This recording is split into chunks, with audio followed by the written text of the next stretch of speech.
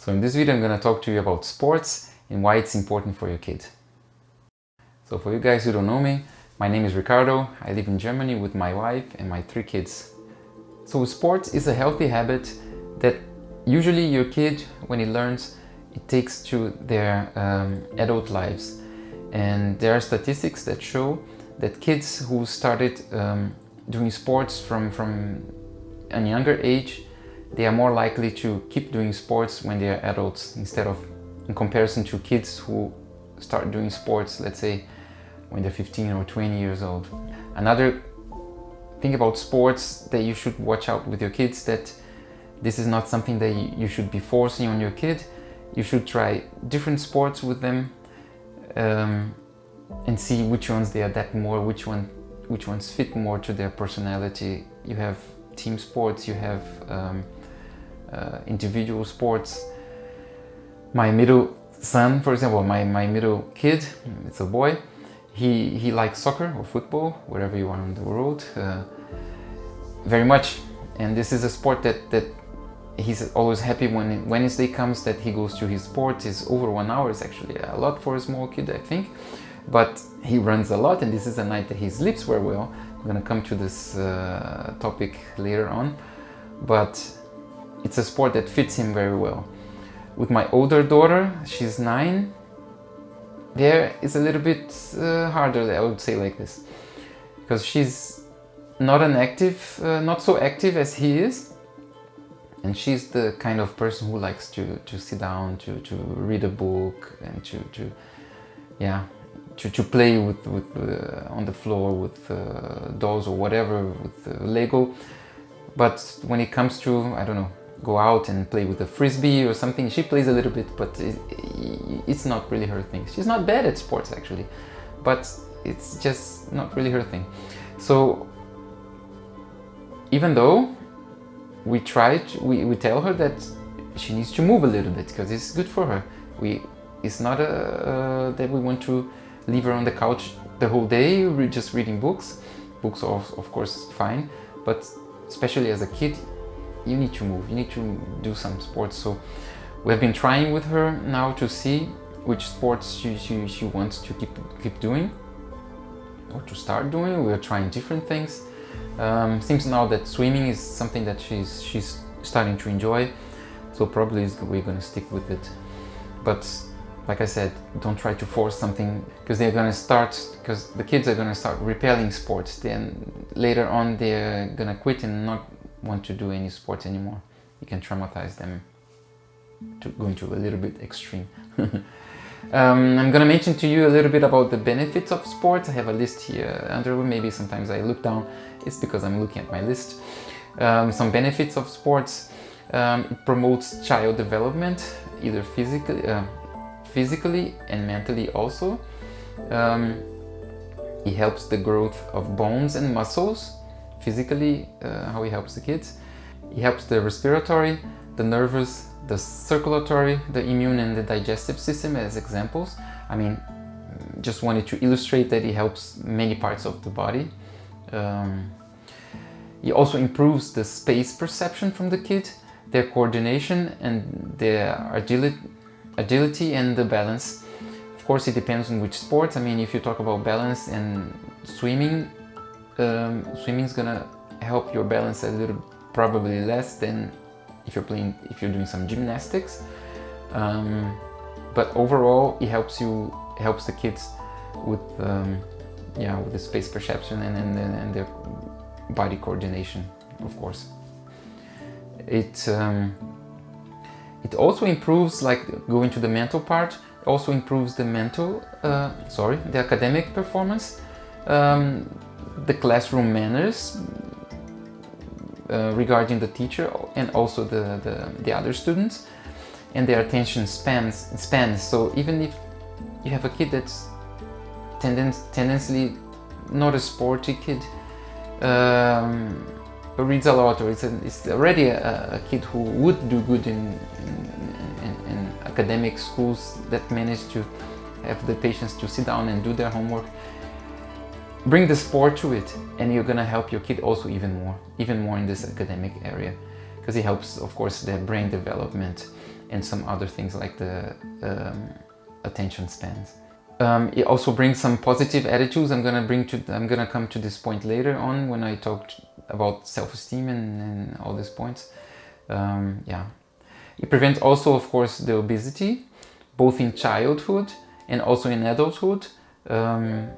If the problem with obesity as a child is that the body or your cells kind of, how do I say, kind of remember this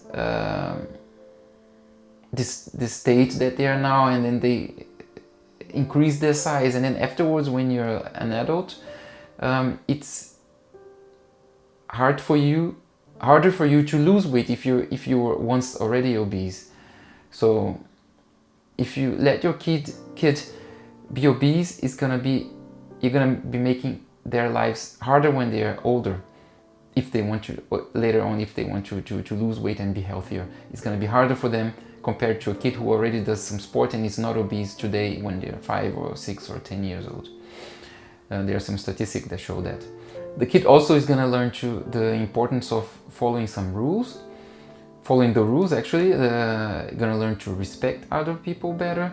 Of course, when the kid does some sport, he learns this authority in the house also, but during sports also even more. It adds up to what the kid already learns at home with their parents. It's gonna help them be more patient throughout the sports. It improves their teamwork capability. Of course, a kid who plays, especially now in a teamwork, in a team sport, that the kid's gonna learn to participate more with their team. This is also something that I think is very important. The kid learns the effect of effort and reward. So the kids are gonna learn from a low age, if they put more effort in their training when playing competitive, they have the reward that they probably will get a better, you're gonna win more games. It's not always like this, but the tendency is, of course, if the kid doesn't put any effort, the probability that they are not gonna win is bigger than if they put effort, either win or to increase their performance in swimming, for example. There are many ways how to measure that you're getting better, but the kid's gonna have this reward according to their effort they are putting into. It also works off some excessive energy. This is now the opposite of my daughter. For kids who have a lot of energy, sports, of course, is very recommended for these kids, especially sports where they have to do a lot of running, for example, or a lot of efforts. It's good for them. It helps them to channel their emotion also, and also for them to deal with stress and anxiety. And in the end of the day, or yeah, not only the day, but they get a better sleep in the end. Especially kids who have lots of energy, they need to release their energy, and in the end of the day, they do sleep better. The same happens with adults. It helps them to improve their self-esteem. This is a very important point. When you do sports, in the end of the sports, you release some hormones, for example, endorphin, which brings them satisfaction and this well-being. You as an adult, you also know, if you do some sports, you do some weightlifting, it hurts when you're lifting the weight. But afterwards that you're done, or when you do a running, or I won't say marathon, but you run for 30 minutes, it starts hurting your legs in the end, your heart starts running faster. It's not a very good feeling, but after you finish your goal and you start relaxing, this relaxation part is very rewarding, it's very satisfactory, it's very nice. And you actually feel better throughout the day if you do this in the morning, for example. No?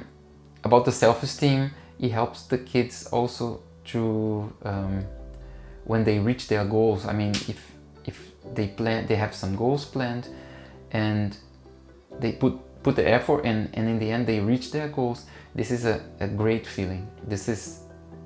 And the kid learns that they can do it.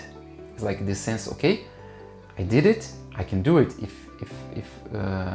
If there's another challenge in my life, I know I can do it. You know? And the kid is also less likely in the future to start to being a smoker, and statistically also shows that they are less likely to be lonely. Kids who have a good higher self-esteem, that comes also through sports. Sports also promote teamwork and improve also the social skills from the kids. Of course, in this case, it would be more regarding the teamwork, the team sport than the individual sports, but all of them are affected. Even if you're in the individual sport, you have to deal with your coach, which also has some expectations on you. Also other kids with whom you're competing, for example. Usually when you do an individual sport, you're not completely alone there. There are also other kids, for example, who do, let's say, tennis. My kids, they used to go tennis. Of course, when they are playing alone, but they are interacting with other kids also. There are also some other kids there with them playing tennis. No? So this interaction with other athletes is very important. Now more to the team sports, they have more collaboration and cooperation with other teammates. Everybody is going to the same, trying to reach the same goal. So they have to collaborate and cooperate with them. And one very important thing, is that these kids, they learn to respect each other. They are more tolerant, they are more honest, or they learn honesty at least, and they learn also equality. I mean, not all the kids are equal, and this is a very good thing. There are some kids who are better in, I don't know, they run faster, but they don't have such a good ball control, for example. So each kid has some different properties from other ones, and your kid start learning that there are different kids, and it is okay for them to be different, and they learn to be tolerant, and also sometimes to help other kids who are not as strong as your kid is. And the last points that I'm gonna make is the part of responsibility and this feeling that they belong to something. The responsibility, of course, you have in a team sport, also in individual sports. Especially in individual sports, is even stronger. If they don't put the effort, or if they come to a competition, for example, and they don't try so hard, they're probably not gonna reach their goal, or a high goal, as if they were putting more effort to it. So they have to see that the results that they're gonna have, it depends on the actions that they are gonna take, not everybody else, not somebody else. It's not you as a parent, you can cheer for your kid, but the one who's going to be playing is going to be them. So that if they get a bad result or a good result, it depends a lot less on you being there watching them, and more for them doing actually what they're supposed to do. Of course, it's important for the parents to be supportive for the kids, but the kid will also learn that most of the effort or responsibility is with them, and through that they get aware of their own obligation, and of course the consequence of not meeting the obligations. No, yeah, it's also part of the responsibility.